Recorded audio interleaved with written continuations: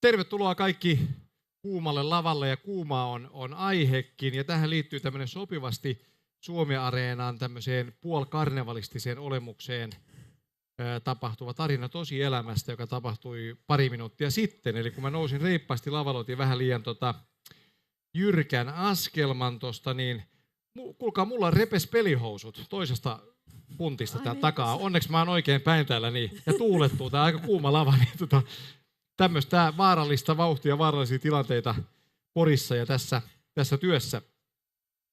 Hei, tervetuloa mukaan. Meillä on tosiaan kuuma aihe, kuten sanoin, eli harmaan talouden kitkemistä vai kätkemistä. Eikö miljardi euroa kiinnosta?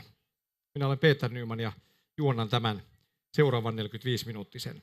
Eli arvion mukaan Suomessa tehdään vuosittain pimeää työtä 900-1400 miljoonan euron arvosta. Eli yli miljardin euron arvosta, aiheuttaen merkittäviä menetyksiä valtion kassaan verojen ja sosiaalivakuutusmaksujen muodossa. Ja tämä harmaa talous, se muuttaa muotoaan jatkuvasti, esimerkiksi kansainvälistymisen, työn ja liiketoiminnan murroksen ja myös digitalisaation seurauksena. Tämän harmaan talouden seuraukset yhteiskunnalle on merkittäviä.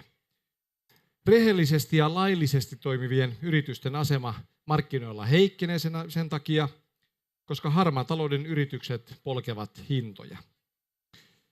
Keskustelemassa aiheesta tänään ovat seuraavat arvovaltaiset tahot ja henkilöt. Aloitetaan tästä lähimpänä mun kustannuspaikkaa, ei harmaan talouden kustannuspaikka, vaan ihan rehellinen kustannuspaikka. Ylitarkastaja Katja-Pia Jenu Etelä-Suomen avin työsuojelun vastuualueelta. Ja tämän esittelykierroksen kuuluu vähän se, että kerropa yleisölle konkreettisesti, kun kaikki ei ole ihan alan asiantuntijoita ja rehellistä väkeä muutenkin, niin millä kulmalla, mikä sun rooli ikään kuin tässä paneelissa on? Joo, eli olin tosissaan työsuojelun vastuualueelta, eli teen tarkastustoimintaa työpaikoille ja olen keskittynyt valvomaan ulkomaisen työvoiman käyttöä. Ja näillä tarkastuksilla valitettavasti törmään aika useastikin sekä harmaaseen talouteen että sitten erilaiseen työperäiseen hyväksikäyttöön. Eli ongelma on konkreettinen ja tosi, ja kyllä, jotain tarvitsisi tehdä. Kyllä. Hyvä kiteytys. Sopimusala vastaava Toni Malmström, Rakennusliitto. Mikä olisi kulma? Kiitoksia. Tosiaan sopimusala vastaava ja mun työtehtäviin kuuluu rakennusalan työehtosopimuksen kehittäminen ja neuvottelu, ja myöskin nämä harmaan talouden kysymykset on ihan lähes päivittäin mun pöydällä, ja käyn myös itse työmailla valvomassa sitä työntekijöiden etua. Saa kysyä, että onko tässä mitään trendiä, näetkö muutoksen suhteessa takavuosiin? Mennäänkö ylemmäs, alemmas, pahemmas, parempaan suuntaan? No varmaan aika samalla lailla mennään, mutta kyllähän tämä nyt, että rakennusalan suhdanne tuo nyt haasteita selvästi tähän harmaan talouden torjuntaankin. Eli mitä se tarkoittaa suhdanne tuo haasteita? Konkreettisoi vielä sitä, että mikä se lähinnä on? Työt on vähentynyt rakennusalalla, kilpailu on kovempaa, ja nämä tarjolla olevat keikat, niin niitä otetaan vastaan hinnalla millä hyvänsä, ja se aiheuttaa sitten työntekijöille alipalkkausta ja tämän kaltaisia ongelmia.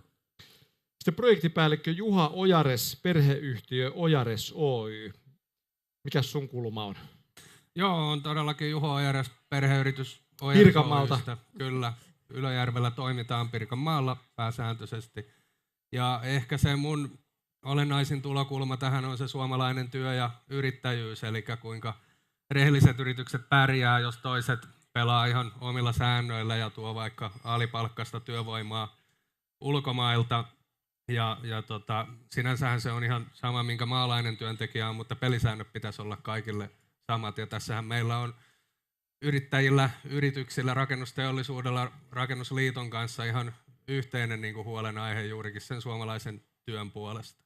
Ja sanotaan niin, että jotta asia vielä konkretisoituisi, niin sun omassa arjessasi perheyrityksessä edustajana näin, niin kuinka konkreettisesti, millä tasolla, kuinka häiritsevästi ne asiat tulee sua vastaan ihan arjessa?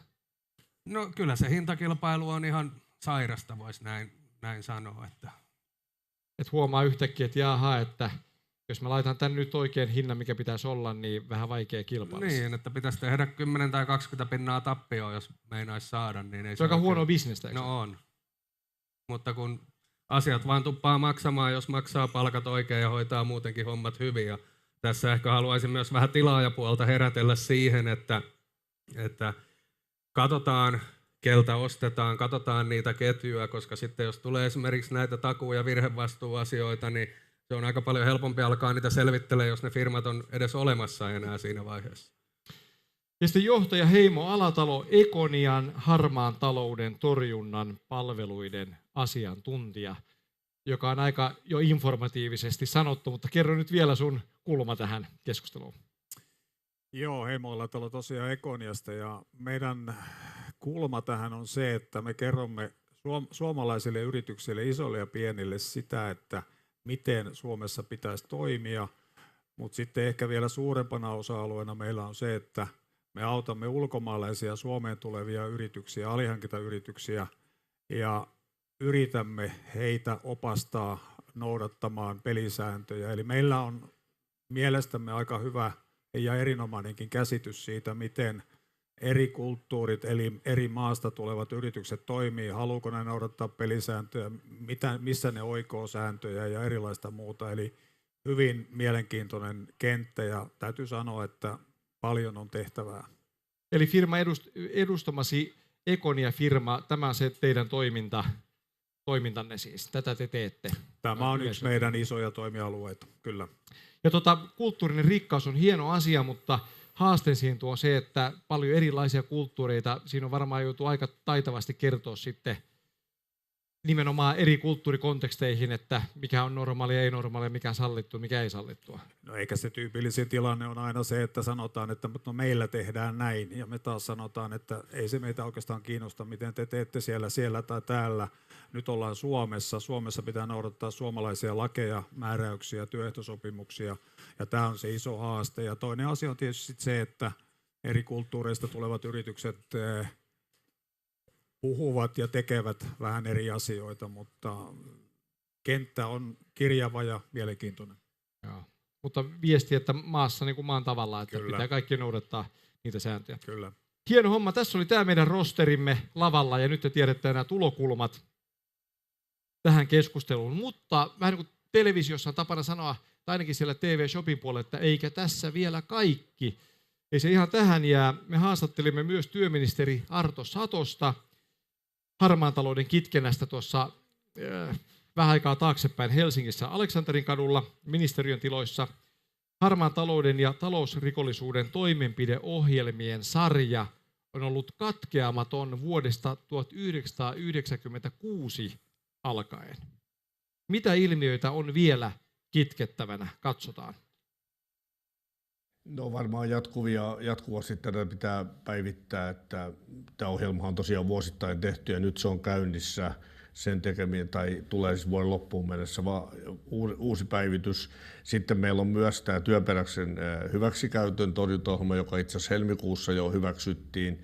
Ja aina siellä on niin uudenlaisia juttuja. Ehkä yksi asia, joka nyt on ollut aika paljon esillä, on se, että tällaista perinteistä työsuhteista työtä ollaan niin muokkaamassa yrittäjyyteen. Tässä on varmaan kyse nyt siitä, että on ennen kaikkea niin tiedotukseen haaste. Et meillähän sinänsä on tietoa kyllä saatavilla työsuojeluviraston puolella, eläketurvakeskuksen puolella, verottajan puolella, että missä tilanteessa kyse on niin työsuhteesta ja missä tilanteessa kyse on siitä, että työsuhde on naamioitu yrittäjyydeksi.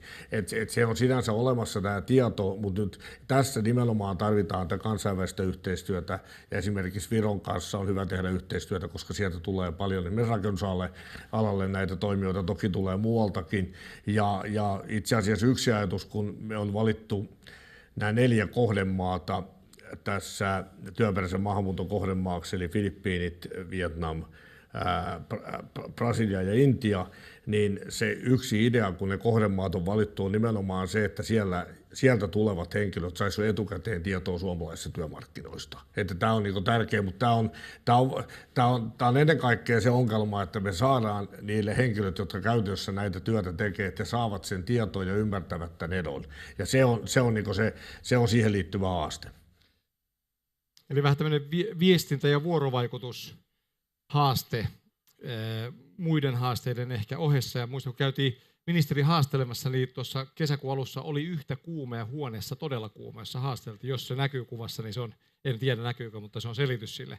Hei, Katja-Pia, jos mä aloitan tästä päädystä, niin työperäinen hyväksikäyttö, niin ihan konkreettisesti ja ymmärrettävällä tavalla, niin mitä se työperäinen hyväksikäyttö oikeastaan on? Mistä on kyse siis?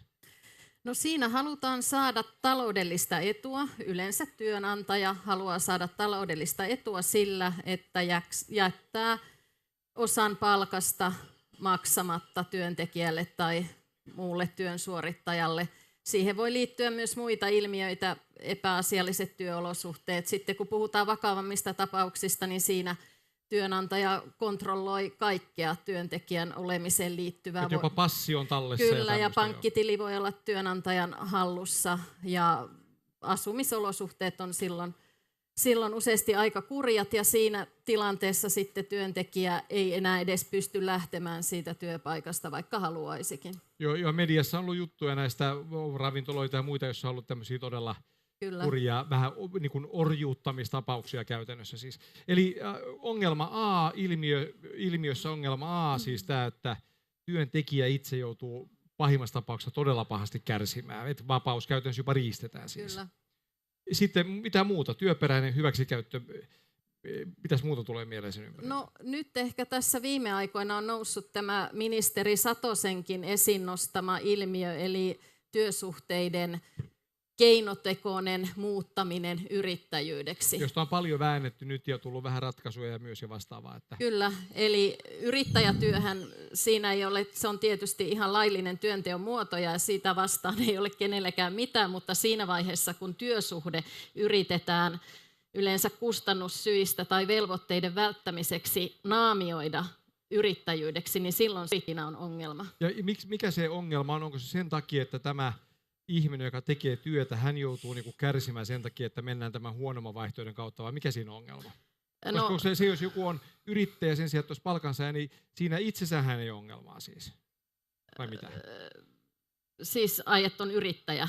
Niin, siihen ei ole ongelmaa, että on yrittäjä. Mutta miksi tämä, että yritetään muuttaa palkkatyö yrittäjyyteen, niin miksi se on siis huono asia?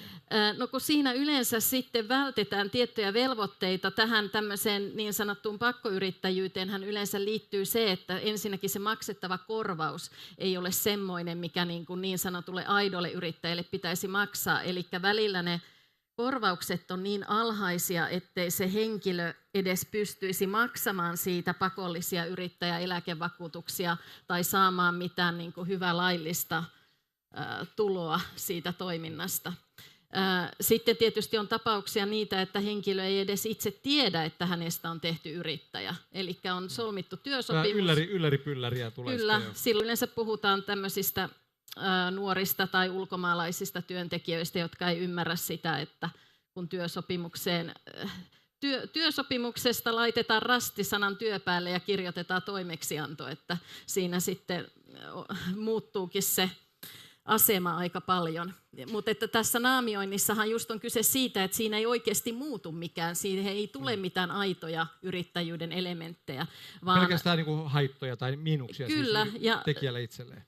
Kyllä, eli siinä ei sitten välttämättä kerry eläkettä ollenkaan, jos ei itse osaa niitä yrittäjäeläkemaksuja maksaa.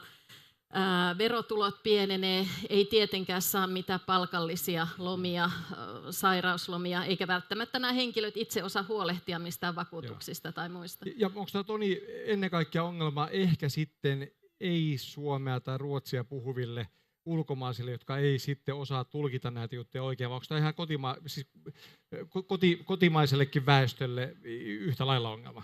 No kyllä se niin korostuu tuolla ulkomaalaiskentässä, mutta kyllä toki kotimaisia nuoriakin on. Että tässä parisen viikkoa sitten mun työpöydällä oli tapaus, missä suomalaiselle nuorelle maalarille niin oli harhautettu hänet yrittäjyyteen ja laskutushinta oli 16 € tunti, mikä on niin kuin työehtosopimuksessa suunnilleen niin kuin palkka, mutta tämä oli yrittäjän laskutushinta, eli tiedetään kyllä, että ei siitä pysty tarvittavia, vaadittavia kuluja maksamaan. Eli tuo yrittäjä tehnyt, jos pitää yrittää ymmärtää ottaa kuitenkin yli 20 plus alvit sitten työnantajalta. Niin, tai yli 30, tai mikä se sitten on se summa. Että joo. Kyllä. Ajatuksia tästä, myös nämä vaikutukset, yhteiskunnalliset vaikutukset, verot ja muut sellaiset. Mennäänkö kierros läpi vai? No kommentoin vaan tähän, että kilpailen nyt sitten tällaisten kanssa, jos 16 € tunti on laskutus, ja kyllähän tässä on sitten se laajempikin yhteiskunnallinen ongelma, eli se, että jos kaikki ei hoida tonttiaan, jää veroja maksamatta YMS, niin sitten kaikki, jotka on rehellisissä töissä tai rehellisiä yrittäjiä, niin kyllähän heillä on sitten entistä suurempi kuorma maksaa niitä veroja. Ja totta kai riski on siinä se, että ne, jotka on ollut rehellisiä tähän päivään mennessä, niin ehkä alkaa vähän houkutella myös Jumalan kautta, että jos tuolla tavalla pääsee, niin pakko meidänkin tehdä sitten. Niin, joku voi tietysti astua senkin rajan ylitse sitten. Heimo. Yksi asia, mikä tässä vielä täytyy ehkä huomioida, se, että aika paljon näitä tämän tyyppisiä tapauksia tulee myös sellaisille ihmisille, jotka tulee Schengen-alueen ulkopuolelta, jossa yleensä niin kuin palkka- ja ansiotaso on huono. Ja kun ne tulee Suomeen ja ne saa tavallaan tämmöisestä 16 € tunti, ovat tietämättään yrittäjiä, niin se on kuitenkin 4 kertaa enemmän se, minkä ne saisi siellä kotimaassa. Mikä tekee tästä vielä vaikeamman, koska he ovat tyytyväisiä. Suomalaiset ilkeydet tulee sanomaan, että mä en saa tienata 4 kertaa enemmän, kun mun pitäisi tienata kuulemma 8 kertaa enemmän. Eli tavallaan siinä tulee tämmöisiä haasteita myöskin. Ja mikä ei ole niin helppo, koska kaveri, joka saa 4 kertaa enemmän kuin kotimaassa, niin hän välttämättä ei halua, että kuka tulee sotkemaan ja kertoa, mikä pitäisi olla laillista, koska hän on niin kuin ikään kuin tyytyväinen. Se on monta kertaa tämmöinen tilanne.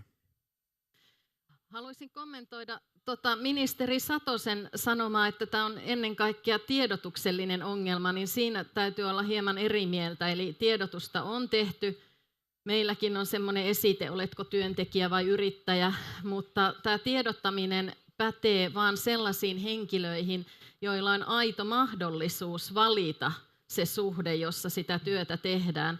Eli liian usein Suomessa lähdetään siitä olettamuksesta, että meillä on 2 tasavertaista sopimuskumppania, eli se yrittäjäksi pakotettu henkilö voisi niin kuin sanoa, että ei käy, olen tietoinen oikeuksistani, minä olen oikeasti työntekijä, ja oletetaan, että sitten tämä työnantaja tai toimeksiantaja sitten myöntyy, että selvä, olet oikeassa, muutetaan suhde, mutta eihän se näin toimi useasti elävässä elämässä.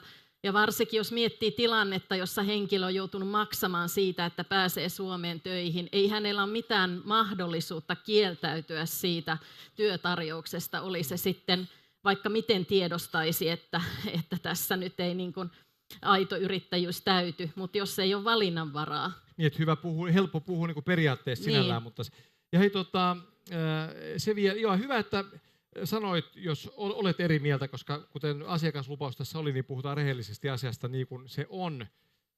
Ja nyt myös siihen, miten pitäisi olla. Eli siitä seuraakin kysymys, miten tämä ilmiötä voisi tai pitäisi sitten torjua tai ehkäistä. Jokuhan voisi sanoa, että ei tällä voi tehdä mitään, tämä on ihan mahdoton juttu. Tämä kun taistelisi tuulimyllyjä vastaan niin kuin Don Quixote aikoinaan. Jatka Katja-Pia vaan. Joo, no siis kyllähän meillä muutenkin työelämää valvotaan. Itse olen juuri, tai työsuojelun vastuualueen tarkastajat ovat juuri niitä henkilöitä, jotka valvoo työelämää. Niin itse olen sitä mieltä, että kyllä tätä oikeussuhteen luonnettakin pitäisi pystyä samalla tavalla valvomaan kuin muitakin työelämän asioita. Sitähän toki valvotaan, mutta ongelmana on se, että tällä hetkellä ainoastaan oikeudesta voi saada sitovan ratkaisun siihen, että onko kyse työsuhteesta vai yrittäjyydestä. Ja se ei ole omasta mielestäni missään nimessä niin kuin riittävä oikeusturvakeino. Se, että jokainen yrittäjäksi pakotettu lähtisi omalla kuluriskillä taistelemaan kielitaidottomana oikeuteen, niin se on täysin utopistinen asia. Eli me tarvitaan niin kuin myös tähän asiaan tehokasta valvontaa ja niitä keinoja valvontaan. Ja mä sanon tähän väliin, että muistakaa teki yleisössä juoda ja mielellään ei semmoista nestettä poistavaa juomaa, vaan ihan siis niin kuin nesteyttämistä varten, koska täällä on ainakin aika kuuma ja muistakaa panelistit myös tankata sopivasti. Hei, ennen ministerin seuraavaa pätkää, niin haluatteko jatkaa vielä vähän tästä, että mitä pitäisi voida tehdä? Joo, nämä ongelmatapaukset tähän valeyrittäjyyteen liittyen, mitä mun pöydällä yleensä on sellaisia, että siihen on erehdytetty joko entinen työnantaja, kenellä kaveri on ennen ollut duunissa, niin onkin siirtänyt nyt laskutuspalveluun työntekijän ilman työntekijän tietoa. Ja tähän liittyy se tietysti, että siellä laskutuspalvelussa ei varmisteta, että miten se sopimus sinne tehdään, kuka sen tekee. Tämä on niin kuin iso riskin paikka tässä. Juho ja Heimo vielä myös, jos haluatte lisätä tähän.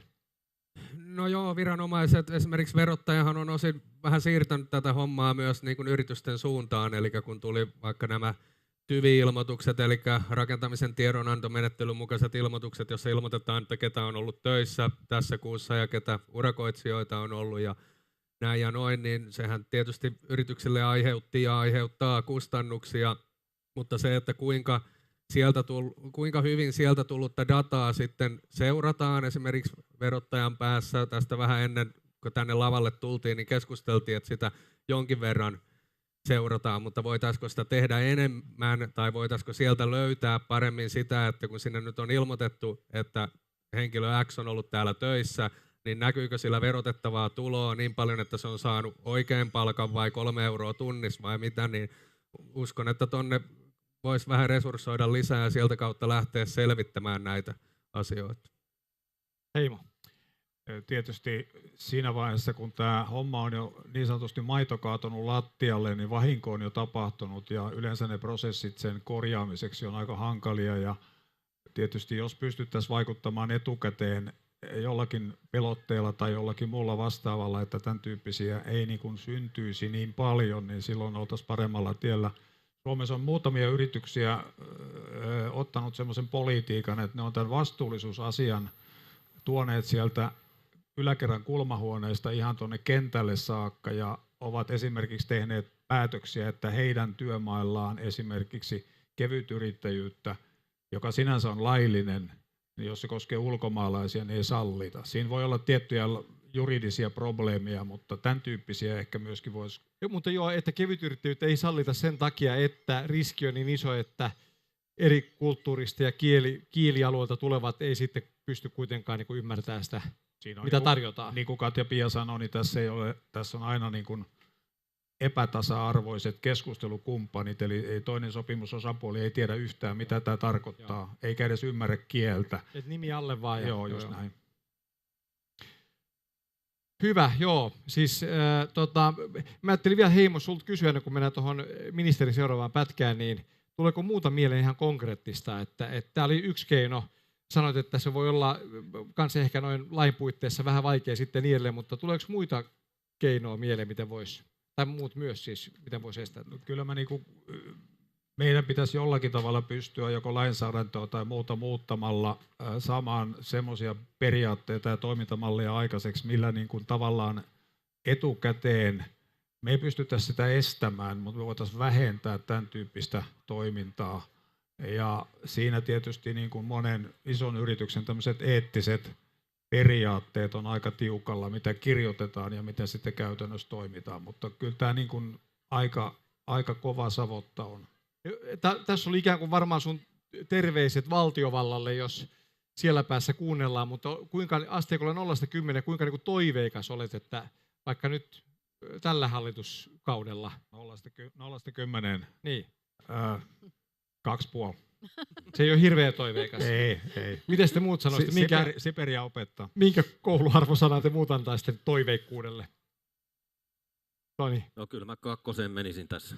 Et jopa vähän Heimon alle sukelsi. Mites Juho?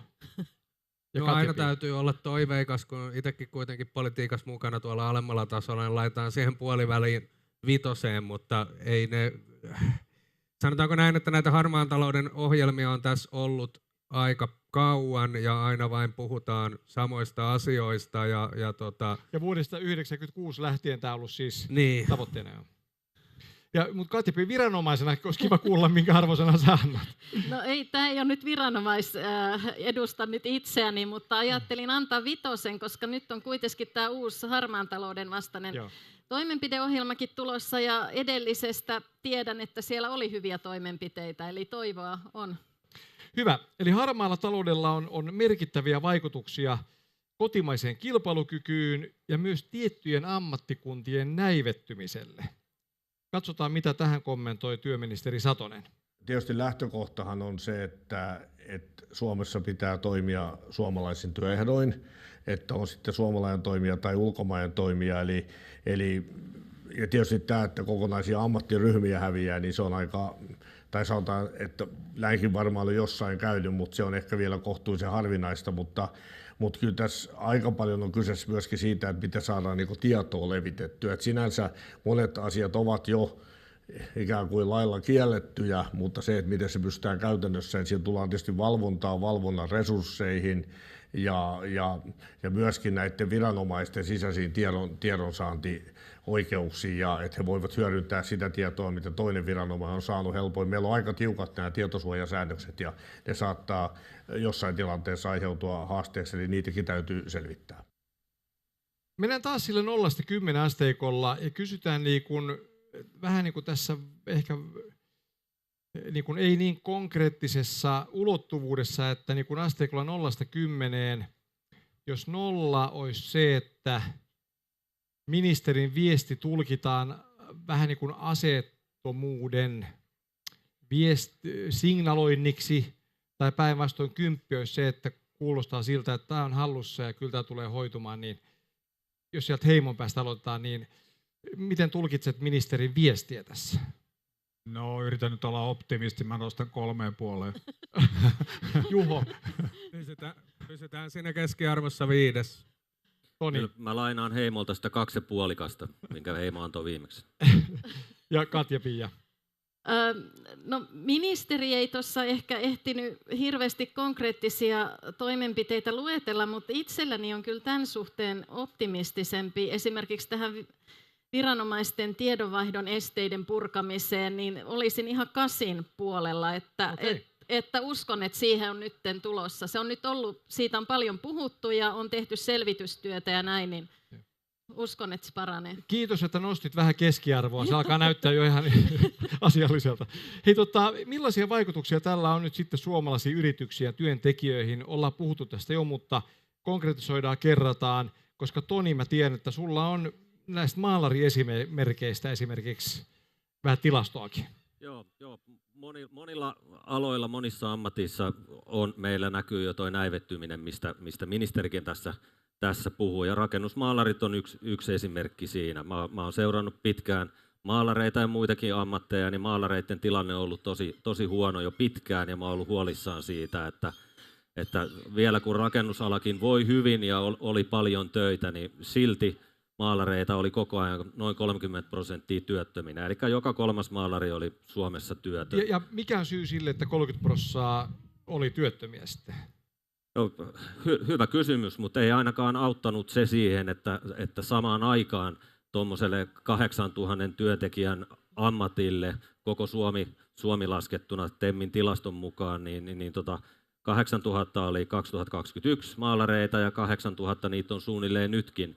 Niin samaan aikaan on kolmansista maista kuitenkin tuotu 2000 maalaria lisää. Ja nyt kun ajatellaan, että mitä sitten tapahtuu, kun sitä työtä ei ole, joka 3. on muutenkin työttömänä, ja tänne se uusi tulija, vaikka nyt Uzbekistanista tulee maalaamaan, niin onko hänelle sitä työtä täällä ollenkaan, millaiseen asemaan hän joutuu, jos ei työtä olekaan, tai jos hän saa sen työn, niin sehän tarkoittaa sitä, että joku muu on väistynyt pois alta, ja silloin sitten vaikutuksia jo valmiiksi täällä olevan työntekijän elämään. Eli niin kevät toi maalarin, mutta tässä tapauksessa ulkopuolelta tavalla, joka sitten kostautuu täällä. Kyllä, ja oli kesä tai talvi, niin nämä luvut on ollut siinä 30% noin suunnilleen.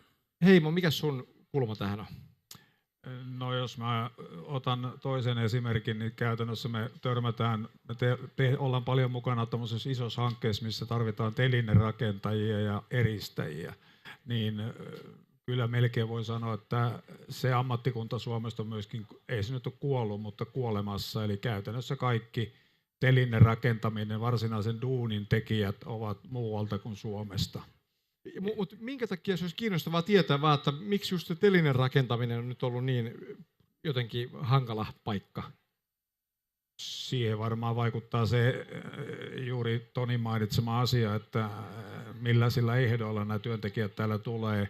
Toinen asia, jos mä nyt en ole umpipessimisti, niin voisin ehkä todeta tässä näin, että on myöskin sitten paljon sellaisia erittäin hyviä esimerkiksi telinerakennusyrityksiä, vaikka nyt Liettuassa tai Puolassa tai Tšekin maassa, jotka tulevat Suomeen, ja se on niin kuin orkesteri tai jääkiekkojoukkue, joka osaa sen homman helketin hyvin, ja silloin ne on tosi kilpailukykyisiä, mutta se edelleenkään ei poista sitä tosiasiaa, että niiden henkilöiden kokonaistyöehdot sun muut ei välttämättä ole sitä, mitä Suomessa pitäisi olla. Ja mikä money talks. Joo, ja money siinä talks. mielessä ehkä nimenomaan hankalampaa kuin ehkä maalarin tapauksessa, että telinen rakentamissa se on se tiimi, ja sitä ei voi niin kuin noin vaan korvata, vaan se on niin kuin isompi kokonaisuus, mutta jos ne tekee sen sitten koko tiiminä ehdoilla, jotka on sitten ei meidän mielestä niin kauhean kivat, niin silloin on vaikea löytää sitä korvaajaa.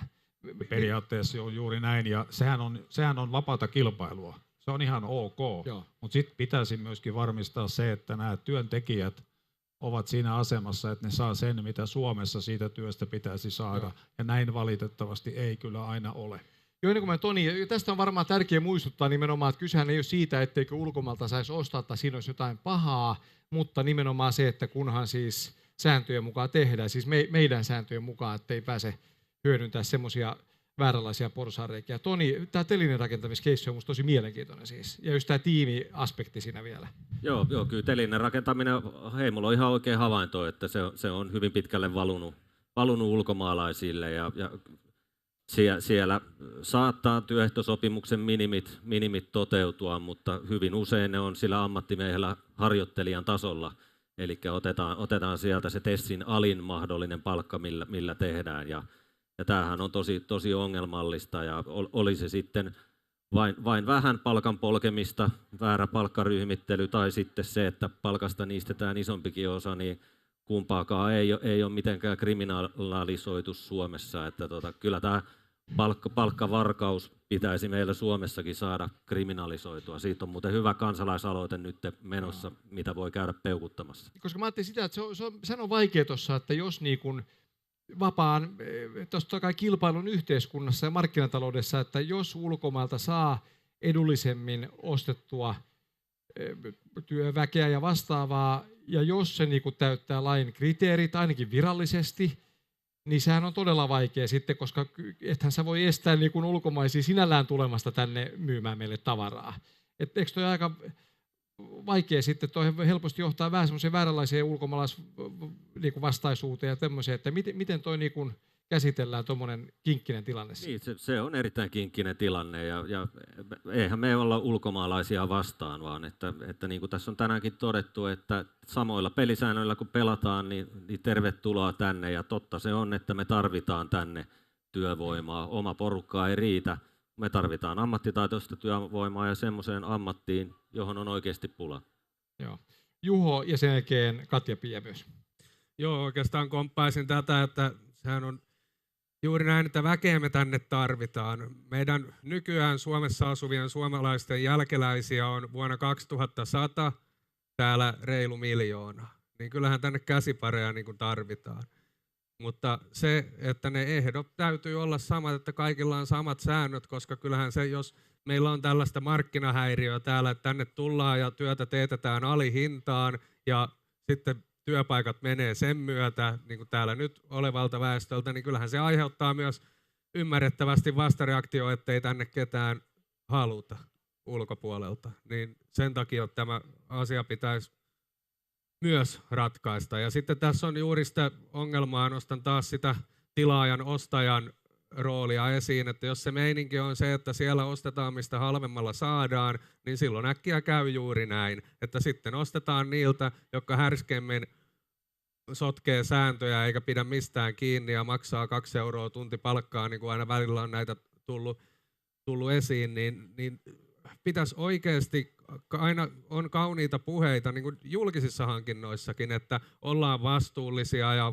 hankinnat täytyy olla kestäviä ja asiat pitää hoitaa ja näin ja noin, mutta kun sitten se raadollinen todellisuus on välillä ehkä vähän sitä, että tässä nyt oli juurikin yksi hanke, niin olennaisin asia oli se, että liikevaihto on 4 miljoonaa, että saa sellaisen 304 kioskin rakentaa. Mä en ylipäätään ymmärrä, mitä vakavaraisuudesta se liikevaihto edes kertoo. Ja sitten siellä on nämä kysymykset, että oletko tuomittu terrorismirikoksesta? En. Oletko harjoittanut rahanpesua? En. Ja nämä tämän tyyppiset, jotka on nyt tullut uutena, jotka Suomen mittakaavassa on jopa vähän huvittavia, niin jos se meininki on oikeasti se, että kun näihin on vain vastannut 1 risti 2 oikein ja hinta on halpa, niin tässä se nähdään sitten, että mikä se lopputulos on. Oletko osallistunut kansanmurhaa? Ei, tervetuloa töihin, ja sit kaikki on kunnossa. Joo, kuulostaa jotenkin vähän niin kuin koomiselta, ellei se olisi vakava asia. Katja-Pia. No siis ulkomaista työvoimaa tarvitaan, ja nythän tuossa ministeri Satosen puheessa kävi ilmi, että Suomi on ihan aktiivisesti houkuttelemassa ulkomaista työvoimaa tietyistä. Koska väestörakenne on sellainen, että muuten me lähdetään siis. Eikä tietenkään niin se, että no niin kuin tässä on sanottu, oli työntekijä sitten ulkomainen tai suomalainen, niin samat ehdot. Ehkä tähän niin kuin sekoittuu tai tätä monimutkaistaa tätä kuviota se, että sitten kuitenkin käytännössä, kun valvotaan nimenomaan ulkomaalaisten työntekijöiden työehtoja, niin niissä on erittäin paljon puutteita. Eli ei voi tietenkään yleistää, että kaikilla, mutta verrattuna suomalaisiin, niin niitä puutteita on huomattavasti enemmän, ja ne saattaa olla todella vakaviakin. Eli niin pitkään kuin tätä asiaa ei saada kuntoon, niin ulkomaiseen työvoimaan liittyy tiettyjä ongelmia. Hei, sama kysyy, tässä on meillä 8 minuuttia jäljellä vielä, mutta yksi sellainen, kun tulee mieleen näin, ei niin kuin teidän alan ammattilaisen näkökulmasta, että miksi tämä tilanne on tämmöinen, minkä takia tämä asia ei ole kunnossa, onko tämä niin vaikea tai mahdoton, tai eikö ole löytynyt poliittista tahtoa oikeasti puuttua, eikö tämä koettu tarpeeksi vakavaksi, jokuhan syy tämmöiselle tilanteelle on. Heimo. No mä sanoisin, mä nyt rupean positiiviseksi tässä lopussa, niin, hyvä. niin sanoisin näin, että Suomessa on kuitenkin saatu aikaan aika paljon hyviä asioita. Eli meillä on esimerkiksi veronumero tullut käyttöön, joka on tärkeä asia, mutta ei se ratkaise välttämättä kaikkea, mutta se on ihan hyvä asia. Sitten meillä on tilaajavastuulaki ja meillä on erilaisia muita, joista on tullut tämmöisiä alan de facto standardeja. Eli siinä mielessä on tehty kyllä ihan hyviä asioita ja viranomaisvalvonta toimii ja myöskin se, mikä on hyvä asia, että esimerkiksi niin kuin Tonin edustama työntekijä Rakennusliitto tekee sitten vastaavasti vastaavan työnantajaliiton kanssa hyvää yhteistyötä. Nämä on erittäin hyviä asioita. Okei, hyvä, että on paljon konkreettisia. Joo, sanon vielä yhden asian tähän on se, että tämä on vaikea saada tätä niin kuin tolalle, joka niin kuin toimisi. Eli mä itse näkisin sen, että jos me päästäisiin niin kuin 70% tavoitteeseen, niin se olisi jo hyvä asia. Eli ei tavoitella 100%. Hyviä asioita on tapahtunut, mutta tämä ei vielä riitä. Toni, haluaisitko kommentoida? Joo, voin ottaa kiinni. Niin kuin Heimokin tuossa sanoi, niin rakennusalalla on poikkeuksellisen hyvin saatu työnantajaliiton kanssa yhdessä vietyä asioita läpi. Meillä on veronumeroa tullut ja muuta, mitkä on aika paljon lähtenyt meidän aloitteesta yhdessä. Nyt harkitaan uusia toimia, mietitään työsuhderekisteriä, mikä voisi olla yksi keino tähän valeyrittäjyyden torjumiseen ja näin. Niin paljon hyvää myöskin tapahtuu, vaikka rakennusala näyttää todella pahalta tänä päivänä. No siis on ollut, itse olen tehnyt tätä työtä melkein 20 vuotta ja on ollut aika, jolloin tämä työperäinen hyväksikäyttö ei ole kiinnostanut lainkaan. Ollaan oltu sitä mieltä, että sitä ei ole olemassa. Mutta anteeksi, onko se ollut niin vähäistä silloin, että se ei, on syy? Vaan sitä ei ole haluttu nähdä ongelmana. On ajateltu, että sitä, tai on haluttu sulkea silmät, että ei kai meillä Suomessa sitä ole.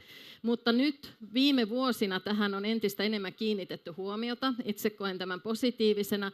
Niin kuin tässä on tullut ilmi, ilmi, paljon on jo tapahtunut, mutta edelleen ongelma on se, että se on erittäin tuottoisa liiketoimintamalli ja siihen ei ole tullut ratkaisua, kuinka siitä tehtäisiin tuottamattomampi, kuinka olisi suurempi riski jäädä kiinni ja saada seuraamuksia.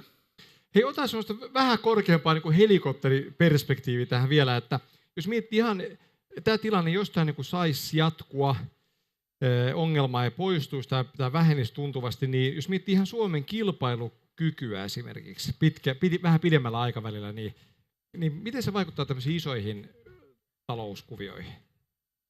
Heimo.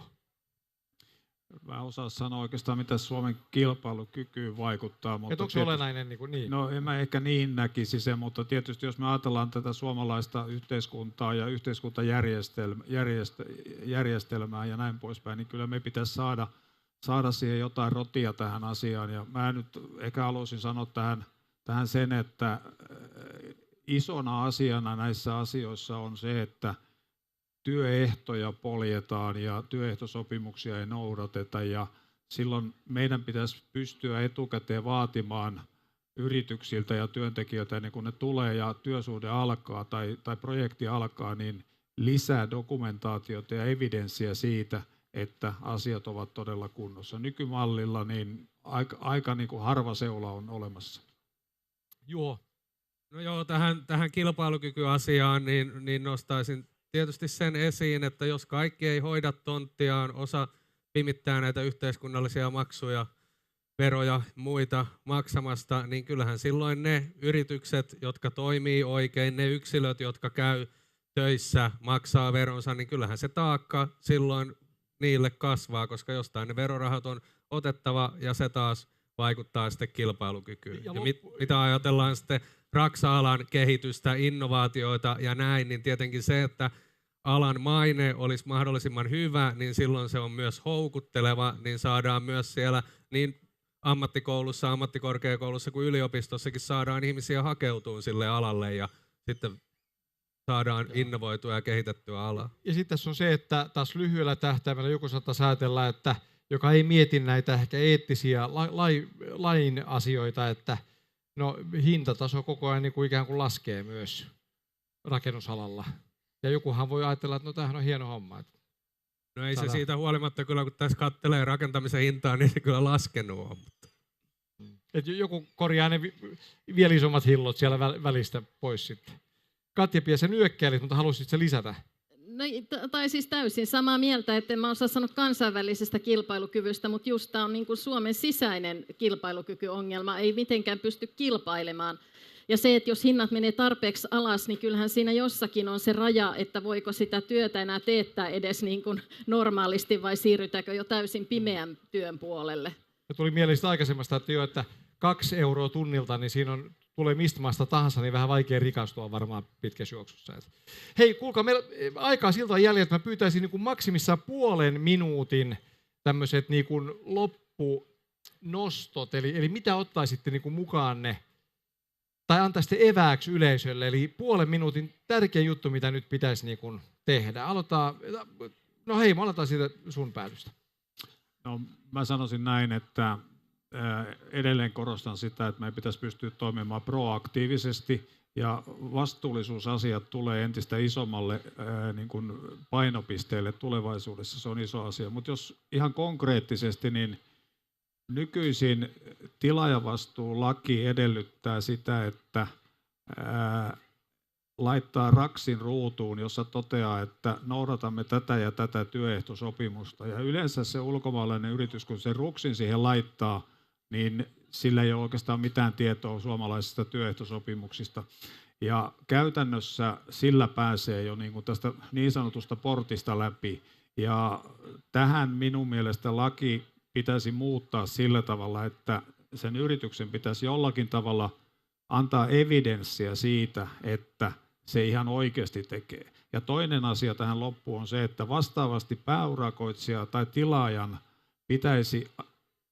sille puolelle pitäisi antaa myös vastuuta siitä, että selonottovelvollisuutta lisätään. Ja näihin molempiin asioihin pitäisi saada myöskin kunnolliset päiväsakkosanktiot. Tämä oli niin kattava, että saatte muut 15 sekuntia. Juho. No, tietosuoja-asiat on tietysti tärkeitä, mutta kyllä viranomaisten pitäisi pystyä keskenään vaihtaa tietoa paremmin. Ja sitten tuon myös tämän tilaaja-asian esille, että kaiken maailman opuksia, kuinka vastuullisuus on tärkeää, niitä on aika halpa kirjoittaa, mutta ei niillä ole mitään arvoa olla valmiita myös maksaa siitä vastuullisuudesta. Toni. Tilaajan vastuulaki velvoittaa tilaajaa selvittämään suoran sopimuskumppaninsa asiat, onko ne kunnossa. Se on aivan liian lyhyt, vaan täytyy laajentaa pitemmälle. Meillä täytyy olla ketjuvastuu, että pääurakoitsija on vastuussa koko ketjusta. Ja Katja-Pia. Tehokkaammat sanktiot työperäisestä hyväksikäytöstä ja huolehditaan kaikkien, ei pelkästään valvovan viranomaisen, mutta myös poliisin ja syyttäjän resursseista. Kiitos sekunnille, meni mahtavaa toimintaa. Ja itse asiassa kuulkaa, täällä kuuman lavalla niin mäkin tuuletuin noiden revenneiden housujen ansiosta ihan kivasti. Täällä oli ihan mukava seistä loppupeleissä. Kiitoksia teille kaikille ja paneelille ja yleisölle.